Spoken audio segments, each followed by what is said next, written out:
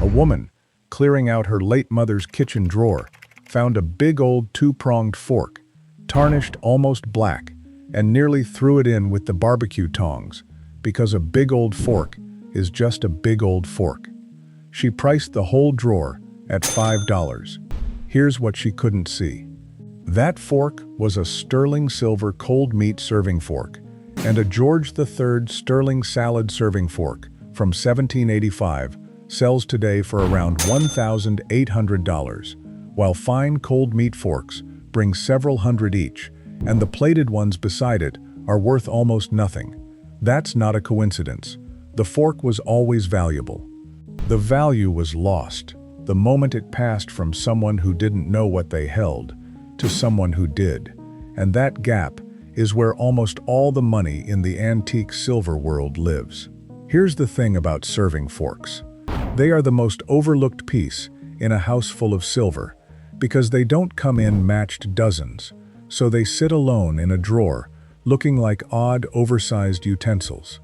In fact, the specialized serving pieces are where the value concentrates, worth far more per piece than ordinary forks and spoons. Because fewer were made, they took more skill to shape, and collectors need them to complete a service. To you, it's a big old fork, tarnished and strange. To a collector, it's a maker, a pattern, a form, a hallmark, details deciding whether you hold a $5 cast-off or a four-figure piece of silver. The real question isn't whether they're worth money, it's why the valuable ones stay so cheap, and who benefits.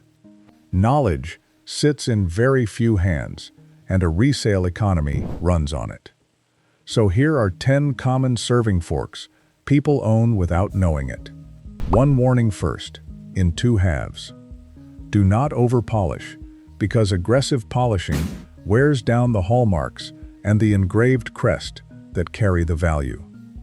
And do not melt or scrap it until you've identified it, because the scrap buyer is counting on you seeing an odd old utensil where a collector sees a maker and a form. The first is the cold meat fork, the large 2- or 3-pronged fork used to lift sliced roast from the platter, most likely to be misjudged as a barbecue or carving tool. In solid sterling, it carries real value. Fine cold meat forks by good makers sell up to several $100s each, and a rare Jensen one in a sought-after pattern climbs well beyond that. The tell is the sterling mark and the pattern on the handle, the elegant proportions, and that it matches a known flatware pattern rather than a rough kitchen tool. Flip it over, read the handle, and leave the patina where it is. The next one is the fork with the ornate, cut-out head that people mistake for decorative junk. The second is the fish serving fork, usually part of a fish service, with a matching slice, unmistakable once you know it. A wide, flat, often pierced and engraved blade-like fork designed to lift delicate fillets without breaking them. The Victorians made these in elaborate variety, cut and embossed with acanthus leaves and floral motifs in relief, sometimes with a crest, the finest with gilded tines and mother-of-pearl handles. A sterling fish serving fork, especially a cased set with its matching slice, is a genuine collector item, and the pierced work that reads as fussy is exactly what drives the value. If that surprised you, the next is the everyday-looking one that hides real age. The third is the Georgian table and salad serving fork, the large serving fork in a plain early pattern like Old English or fiddle, which looks so restrained that people assume it's ordinary and modern. That plainness is the trap. A George III salad serving fork from the 1780s in Old English pattern. 6 tines, a plain drop, an engraved crest, sells for well over $1,000 because the age, the handwork, and the full hallmark row make it a genuine 18th century piece. Georgian silver is understated by design, so the plainest serving fork can be the oldest and best thing in the drawer, and the trap is that early elegance reads as plain to an eye, trained on modern ornament. The fourth is the specialized serving fork most people can't even name, whose strange purpose is exactly what makes it valuable. The Victorians and Edwardians made a fork for nearly every food. The sardine fork, small and gilded and pierced, for lifting sardines onto toast. The pickle and olive fork, the bread fork, the toasting fork, the salad servers, the berry forks. These look useless to a modern person, which is why they get tossed in a junk drawer, and exactly why collectors chase them. A Gorum sardine fork in the prized Japanese pattern is a small treasure, and cased sets for specific foods command real money. The rule runs against instinct. The stranger, and more specialized, the fork. The rarer it is, and the more likely nobody in the house recognized it. The fifth lesson is the one that costs people the most. Written on the back of the handle, sterling versus plate, and the mark. A serving fork marked sterling 925, or carrying a British Hallmark row, is solid silver with real value on top of its form, while one marked Eppens, silver on copper, or just a maker's name with no sterling stamp is electroplate, worth a fraction. And the mark does more than prove the metal. A maker's mark from Gorum, Tiffany, Jensen, or a Georgian Smith, plus a pattern name and date letter, names and dates the piece to the exact year and city. People see a big tarnished fork, assume plated, and hand a hallmarked sterling one to a buyer who read the handle in 2 seconds and said nothing. So the habit that changes everything is the simplest. Before you price it, scrap it, or polish it, turn it over and read the back of the handle. The sixth takes that danger to its most expensive extreme. The serving fork, swept into the drawer lot and lost, worth more alone than the whole lot fetched.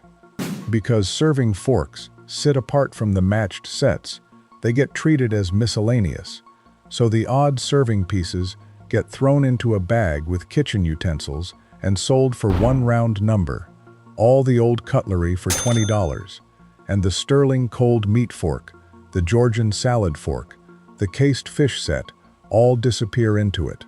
This is where the most people lose the most money, not because the fork looked like junk, but because it was disguised inside a transaction designed to prevent itemization, and serving forks are uniquely exposed because they're already separated from the sets that would have signaled their value.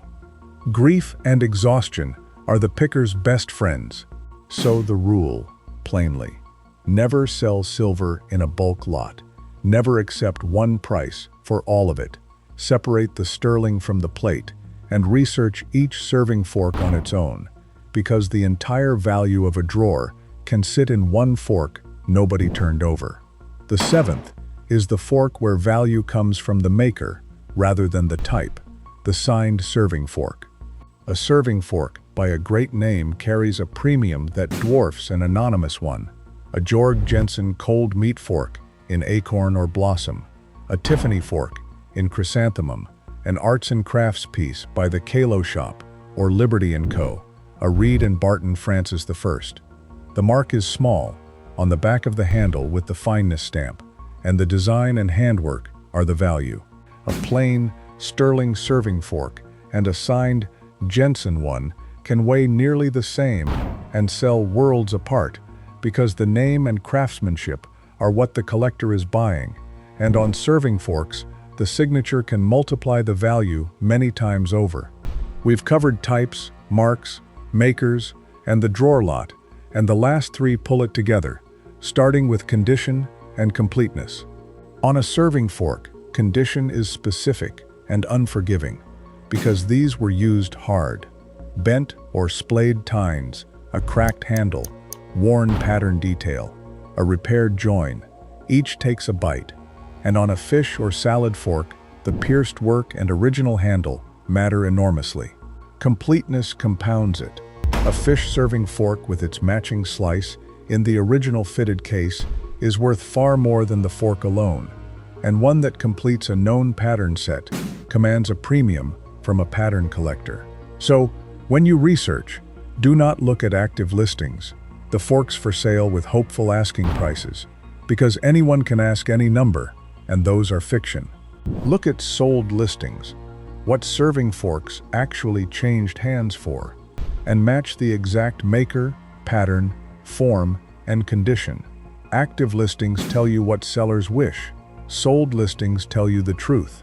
The ninth is the fork that says silver but isn't, and the pattern still in production. The read it twice story running through this whole market.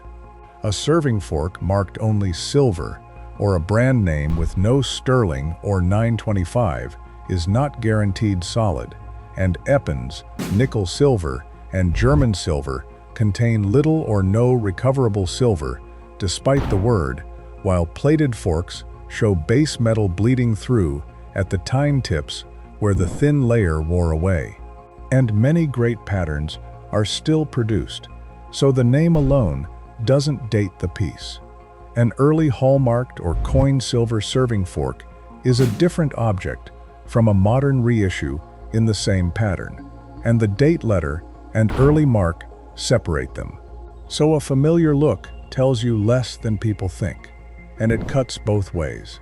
The early, marked, solid fork is the prize, while the plated look-alike, or the modern reissue, is worth a fraction.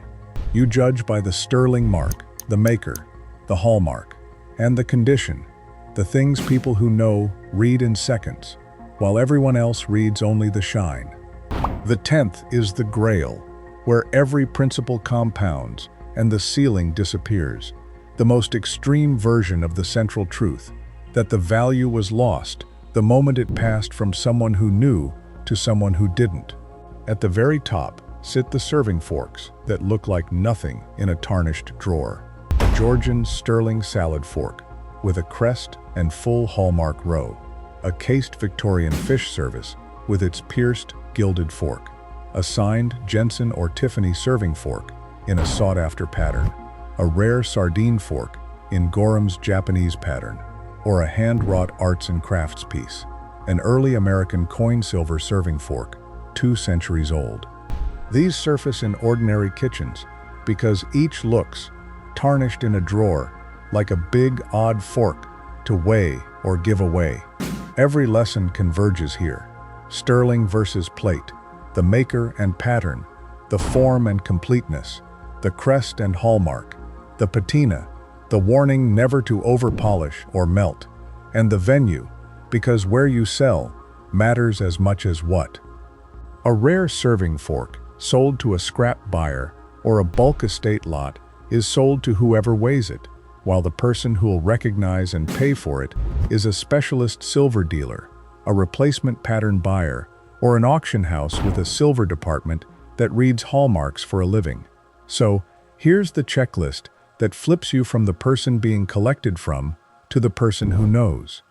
Don't over-polish it, don't melt it, don't bend the tines straight. Leave the honest patina where it is.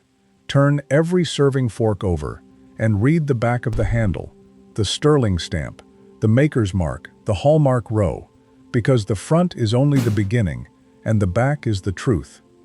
Separate sterling from plate before anyone weighs anything, and keep any matching slice and case together.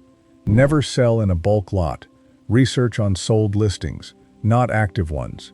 And when you've found something real, take it to a specialist, not a passerby.